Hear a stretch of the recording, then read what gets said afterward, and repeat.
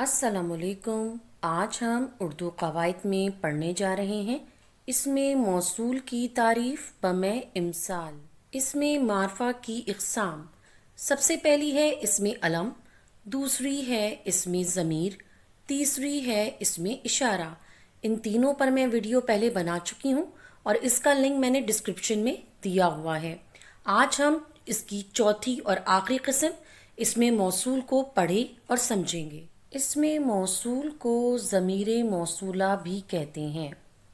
اسم موصول وہ اسم ہے جب تک اس کے ساتھ کسی جملے کو نہ ملایا جائے تب تک اس کے معنی پوری طرح سمجھ میں نہیں آتے۔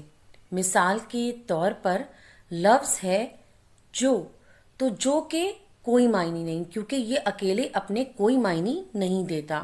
جب تک کہ آپ اس کے ساتھ کوئی جملہ نہیں ملائیں گے تب تک آپ کو اس کے معنی پوری طرح سمجھ میں نہیں آئیں گے۔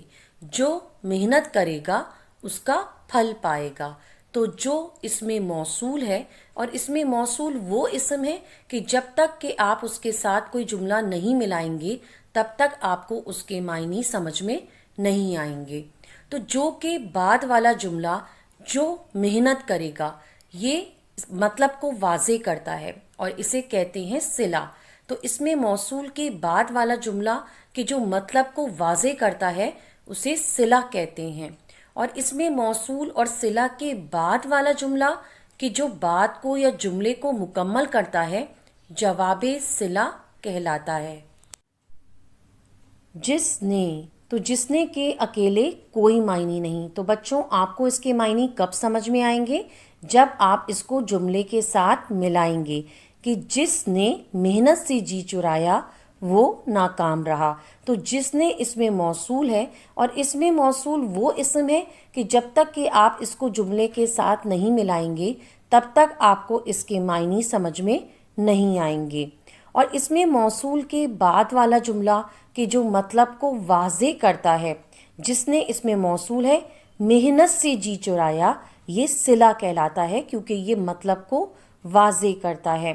اب اسم موصول اور صلہ کے بعد والا جملہ کہ جو بات کو مکمل کرتا ہے جواب صلہ کہلاتا ہے۔ جس نے محنت سے جی چرایا وہ ناکام رہا۔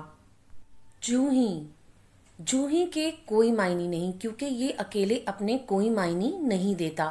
تو جوہی کے معنی بچوں آپ کو کب سمجھ میں آئیں گے؟ جب آپ اس کو جملے کے ساتھ ملائیں گے۔ تو جوہی استاد کمرے میں داخل ہوئے بچے خاموش ہو گئے۔ تو جوہی اسم موصول ہے، اور اسم موصول وہ اسم ہے کہ جب تک کہ آپ اس کو کسی جملے کے ساتھ نہیں ملائیں گے تب تک آپ کو اس کے معنی سمجھ میں نہیں آئیں گے۔ اب اسم موصول کے بعد والا جملہ کہ جو مطلب کو واضح کرتا ہے، جوہی استاد کمرے میں داخل ہوئے، تو یہ کیا کہلاتا ہے؟ صلہ کہلاتا ہے۔